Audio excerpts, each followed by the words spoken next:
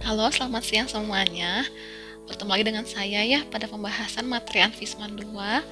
Pada hari ini kita akan membahas mengenai keseimbangan asam basa. Bagian ini merupakan suatu kelanjutan dari sistem urinari dan ekskresi karena pada sistem urinari masih ingat ya, ada pengaturan pH dari ginjal. Nah, ini penting perannya dalam pengaturan keseimbangan asam basa dalam tubuh kita.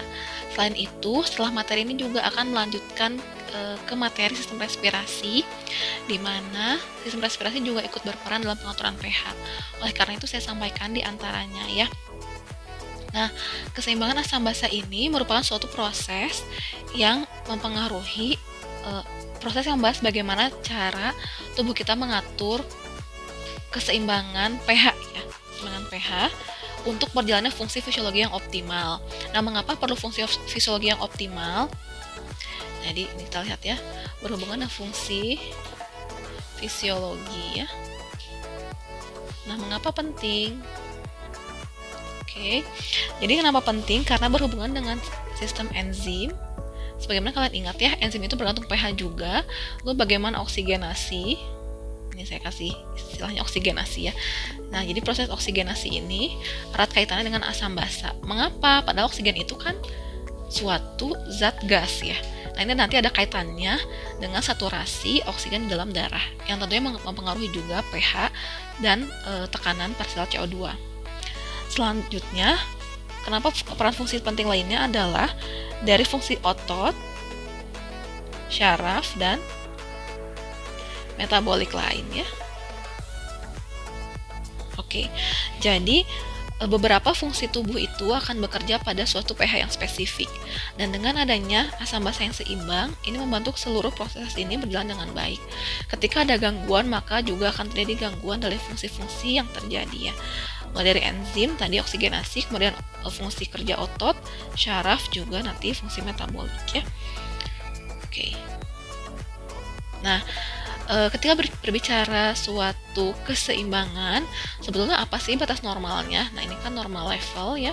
Normal level ini, oke, pH darah itu dikatakan normal ketika berada pada rentang 7,35 sampai dengan 7,45. Ketika kondisinya itu lebih asam, ya di bawah 7,35, maka dia dikatakan asidosis.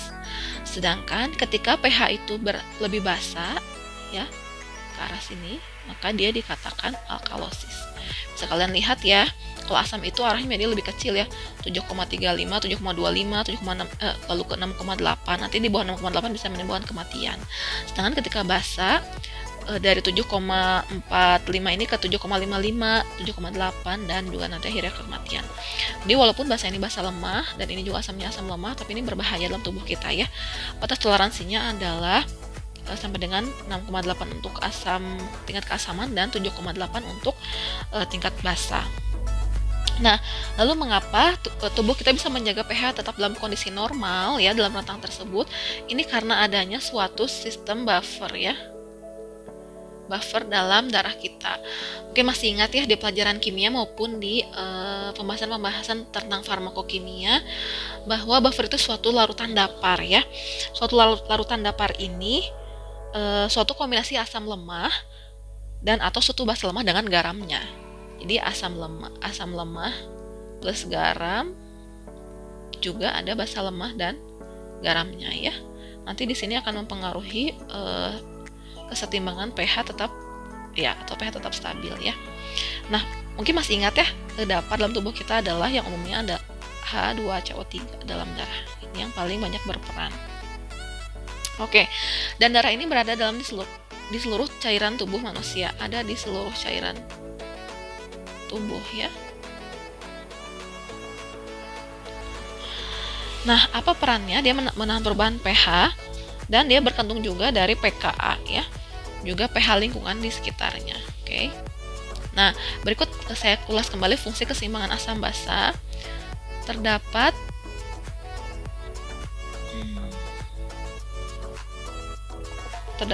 dua fungsi.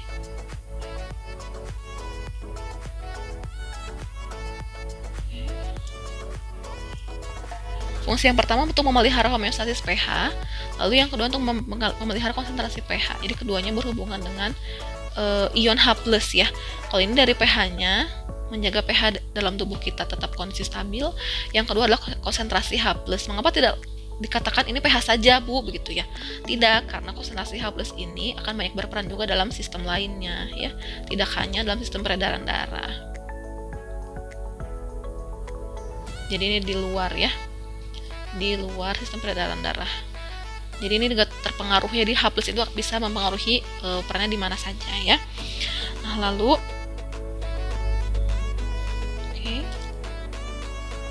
nah ini sudah saya sampaikan ya, permasalahan keseimbangan asam basa itu bisa pH turun maupun pH naik, sudah saya jelaskan ya. Oke, kita lanjutkan. Nah, ini adalah jenis asam dalam tubuh ya. Selama ini yang kita tahu, buffer itu adalah buffer karbonat yang menjaga pH kita tetap dalam kondisi yang stabil ya, memang betul ya. Yang mengatur itu adalah buffer karbonat. Nah, tapi buffer karbonat ini dipengaruhi oleh kehadiran ion H+ dan juga adanya CO2. Nah, asam dalam tubuh kita itu ada 3 jenis ya. Ada fixed acid, ini merupakan suatu asam anorganik. Contohnya adalah asam sulfat, juga asam fosfat. Lalu ada organic acid atau asam organik, dan ada volatile acid. Volatile acid ini adalah H2CO3 ya, atau asam karbonat ini ya, H2CO3. Di mana kita mulai bahas dari volatile acid dulu ya, ini yang paling kalian tahu kan. Jadi volatile acid ini dia dapat meninggalkan paru-paru, meninggalkan tubuh karena reaksi respirasi ya. Jadi dalam tubuh kita itu reaksinya nanti ada CO2 dari udara, kemudian diikat dalam hemoglobin, nanti bertemu dengan air, membentuk carbonic acid dan membentuk H+ dan HCO3- dalam sistem dapar ya. Nanti yang berperan itu adalah HCO3- ini ya. Nah, ini juga nanti yang akan banyak berperan dalam sistem penjagaan keseimbangan asam basa dalam tubuh kita. Oke, selanjutnya kita bergerak ke sisi yang sebelah sini. Ada fixed acid dan organic acid ya. Saya coba zoom. Apa bedanya? Nah, ini yang fixed acid ini adalah suatu asam anorganik, dan contohnya paling banyak adalah asam sulfat dan asam fosfat ya. Nah, untuk fixed acid ini merupakan suatu asam yang tidak dapat meninggalkan suatu larutannya. Jadi ketika dia sudah diproduksi oleh tubuh kita, maka dia akan tetap berada dalam tubuh kita sampai dikeluarkannya ya. Ini merupakan hasil dari proses katabolisme asam amino ya. Oke. Dan juga proses katabolisme dari senyawa-senyawa yang mengandung fosfat, termasuk fosfolipid dan juga asam-asam nuklear lain. Jadi intinya ada senyawa-senyawa protein, fosfolipid maupun fosfat yang menghasilkan asam fosfat. Sedangkan yang asam sulfat itu dari molekul-molekul organik dari hasil katabolisme asam amino. Sebetulnya ini kalau dilihat lebih jauh, bisa kalian lihat juga dari reaksi glikolisis misalnya ya, atau pembentukan ATP itu ada molekul-molekul P yang ditambahkan. Kan kalau misalnya ADP itu ini P-nya tuh fosfat ya, jadi dihasilkan asam fosfat. Jangan asam sulfat itu dari pemecahan asam-asam amino dalam tubuh kita. Lalu untuk asam organik ini dia dihasilkan oleh metabolisme selular ya. Jadi beda ya hasil dihasilkan dari mana. Dan yang penting dari asam organik ini adalah asam laktat, dan yang kedua adalah badan keton ya. Asam laktat ini diproduksi dari metabolisme anaerob khususnya di otot ya. Lalu untuk badan keton ini dihasilkan dari asetil-CoA. Ini berhubungan juga dengan tadi siklus Krebs ya misalnya. Nah, pada kondisi yang di bawah kondisi normal, ya pada kondisi yang normal,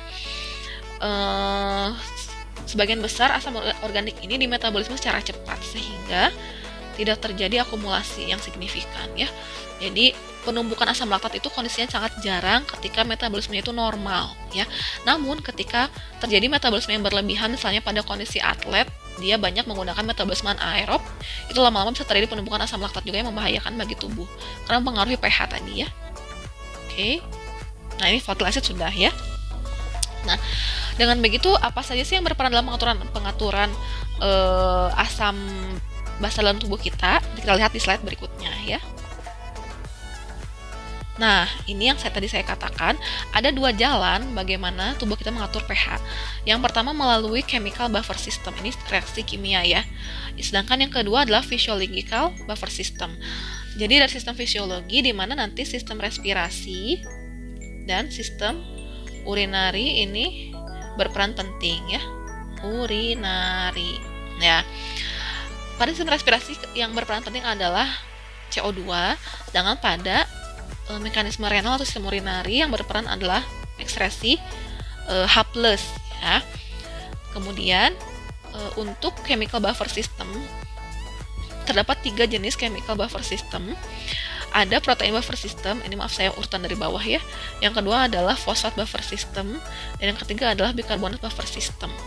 Nah, bisa kalian lihat proses ini tidak berjalan bersamaan, tapi ada first line defense dan ada second line defense. Jadi yang pertama dilakukan adalah yang chemical terlebih dahulu ya. Oke. Ya. Nah, kita bahas lebih dalam lagi mengenai chemical buffer system. Chemical buffer system itu merupakan suatu sistem penjagaan keseimbangan dari asam basa dalam tubuh kita, khususnya berhubungan dengan cairan tubuh dan zat buffer ya, jadi sistem dapar. Nah, terjadi di mana sih gitu ya sistem dapar ini? Nah, bisa terjadi di dua lokasi, ada di intracellular fluid atau ICF dan extracellular fluid atau ECF ya. Dan rupanya untuk asam karbonat dan bikarbonat buffer system ini dia berperan penting dalam extracellular fluid ya. Sedangkan untuk intracellular fluid atau cairan intraselular yang banyak berperan adalah fosfat buffer dan protein buffer. Nah, lalu mengapa protein buffer ini ada di kedua sisi ya Bu ya? Nah, jadi ternyata untuk protein buffer ini dia dapat menstabilkan juga selain menstabilkan di intracellular fluid, dia juga bisa menstabilkan di extracellular fluid. Hal itu dapat terjadi karena terjadi pertukaran protein ini akan ikut bertukar antara intraselular dan ekstraselular. Sedangkan untuk senyawa karbonat dan senyawa fosfat itu lokasinya spesifik tergantung tempat dihasilkannya. Contohnya itu fosfat buffer ya. Tapi bisa diingat ya, fosfat buffer itu merupakan suatu fixed acid di mana dia dihasilkan oleh suatu organ dan kemudian tetap berada dalam cairan di sekitar organ tersebut sampai dikeluarkan ya, tidak dilepaskan begitu. Nah, oleh karena itu dia hanya aktif di intracellular fluid. Nah, untuk protein buffer ini karena terjadi pertukaran ya, ada exchange dan exchange di antara ICF dan ECF ini melibatkan protein buffer system ini. Nah, contohnya ketika pH di extracellular fluid ini menurun atau lebih asam. Jadi ketika misalnya pH di sini menurun, pH-nya menurun. Nah, di extracellular fluid, maka sel itu akan memompa H+, ya, memompa H+ masuk ke ICF. Jadi H+-nya itu nanti akan berpindah dari ECF atau extracellular fluid ke intracellular fluid ya. Ini salah satu contoh saja ya. Mengapa dikatakan dia bertukar ya, jadi terjadinya exchange, bisa terjadi exchange seperti itu. Oke. Nah, untuk fosfat buffer system dia terletak di urin ya. Dia mendapar pH di sekitar intracellular fluid dan urin. Lalu untuk karbonat dia mendapar di extracellular fluid ya. Sorry, untuk yang fosfat ini intraselular ya, tadi saya salah menyebut. Diingat saja ICF dan ECF. Kalau yang fosfat itu yang di ICF, sedangkan yang bikarbonat itu di ECF. Kalau protein buffer ini ada di keduanya. Nah, ada 3 jenis fosfat protein ini, dapar protein ini ya. Jadi ada sistem hemoglobin ya yang melibatkan sel darah merah, lalu ada dapar asam amino, semua protein bukan khususnya ya, yang paling banyak adalah albumin dan juga plasma protein buffer ya. Jadi dapar protein plasma ya. Jadi terdapat 3 jenis dapar yang berperan dalam dapar protein ya. Ada dapar asam amino, dapar hemoglobin, dan dapar plasma protein. Adapun mekanisme yang nanti akan saya jelaskan untuk dapar dari protein ini prinsipnya tetap sama antara asam amino maupun yang protein ya. Karena nanti yang protein ini akan dipecah menjadi asam amino dan yang berperan adalah dari molekul asam aminonya ya. Jadi nanti hanya akan saya bahas 2 mekanismenya, hemoglobin dan ya asam amino ya. Oke, saya rasa untuk segmen 1 ini cukup. Semoga bisa dipahami dengan baik. Nanti akan saya lanjutkan sistem dapar lebih jelas lagi pada video berikutnya. Terima kasih.